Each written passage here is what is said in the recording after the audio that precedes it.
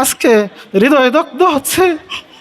উষর মরুর ধূসর বুকে তোমরা যদি শহর গড়ো, তাহার চাইতে অধিক উত্তম যদি একটা জীবন গড়ো।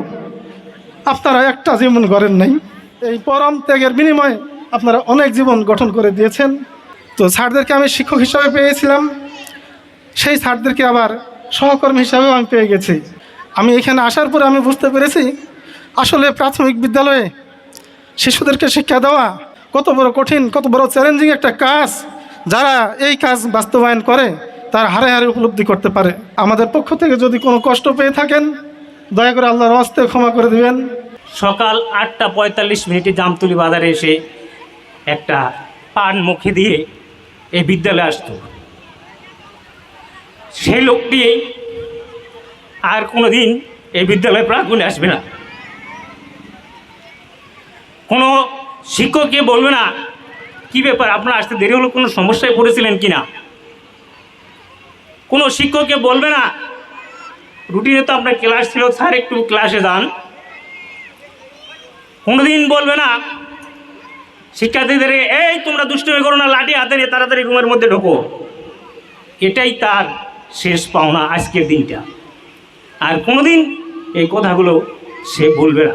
বিদায় নিয়ে অনেকেই অনেক কথা বলেছেন, আমি বিদায় নিয়ে আর বলতে চাই না। বিদায় আসলে বেদনা বুধুর হয়, এটা উপলব্ধি করতে পারতেছি। আমিও এককালে এই স্কুলে প্রতিষ্ঠাতা প্রধান শিক্ষক ছিলাম, ওনাদের সাথে দায়িত্ব পালন করেছি।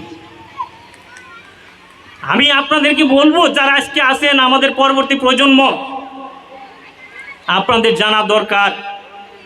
আমার বন্ধুবর সিরাজুল ইসলাম বলেছিল এই জায়গাটার নাম ছিল দোদানাইয়া দিঘির পার, সেইখানে আজকে শিক্ষার আলো ফুটেছে। যে ভূমিকায় যে ব্যক্তিগুলো ছিল, আমি গর্ব করে বলি আমার এলাকার প্রতিষ্ঠান করতে গিয়ে আমি আসলে খুব আনন্দিত বোধ করছি যে মহান সৃষ্টিকর্তা আমাকে একটা প্রতিষ্ঠান করার জন্য এলাকার সর্বসাধারণের সহযোগিতাকে একান্তভাবে কামনা করার জন্য সুযোগ করে দিয়েছিলেন।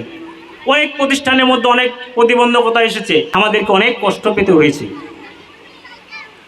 এই প্রতিষ্ঠান থাকবে, আমরা চলে গেলাম, আমরা হয়তো এই প্রতিষ্ঠানে আর এই দায়িত্ব নিয়ে আসবো না।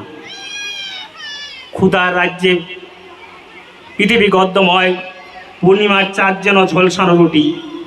আসলে ক্ষুধা আমাদেরকে তাড়িত করতেছে, তাই আমরা অনেকেই অনেকভাবে আমাদের কথাগুলোকে আমরা ডাইভার্ট করার চেষ্টা করতেছি।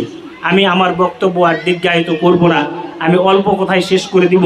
তবে আপনাদেরকে জানতে হবে যে প্রতিষ্ঠান করতে গিয়ে আসলে কি কি প্রতিবন্ধকতার সৃষ্টি হতে হয়েছিল, সেই আমলে আমাদেরকে শিক্ষার হার কেমন ছিল। এই ধুলাউড়ি গ্রামে আমি ছিলাম ৪র্থতম